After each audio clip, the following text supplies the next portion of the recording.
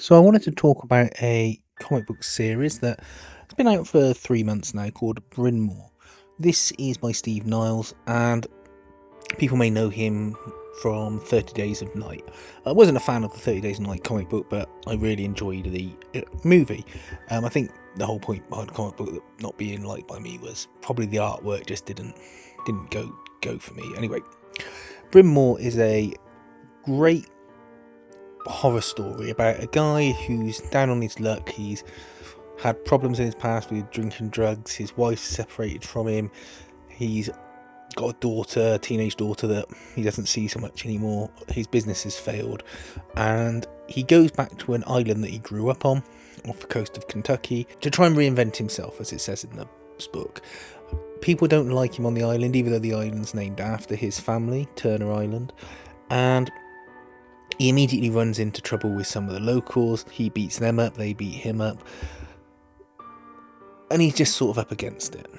And one night he's trying to renovate this old church that he's bought on the island, gets drunk and finds a passageway under the church that leads to a strange stone coffin. He initially tries to decipher the symbols on the coffin but fails, and while he's drunk just gets cheesed off and smashes it open.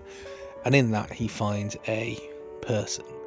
Now that's where the story gets interesting, and this person explains that they are essentially a Gollum like character, not a Gollum Lord of the Rings, but more Jewish folklore type Gollum, a person made out of clay and bones and bits of stuff. It's clarified in the book, and he was there to get rid of a curse that was on the island causing people to kill each other. Now, at the same time of this, that he releases the Gollum, the sea has zombified islanders from the past come up and start attacking people.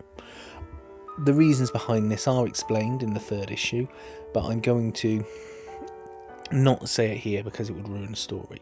What I want to do is just draw attention to this book that I think is a really great book. It's got great clear artwork, it's got a great story telling pace to it, and it really should be checked out by anyone that wants a slightly different horror story and wants a comic that they can pick up, read, and sort of feel really as if they are where they're really into the story, they're really where it's occurring, they really are like taken up in it.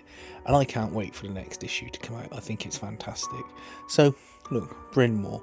I don't know if it's a limited series, I don't know if it's one of these ones that continues. I hope it's a limited series. I feel it's probably got 6 to 8 issues in it, probably 8 really to finish up the story.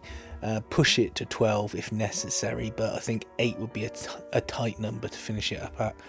And yeah, looking forward to it, and I recommend it to anyone who wants to get in on something that not a lot of people seem to be talking about, if at all.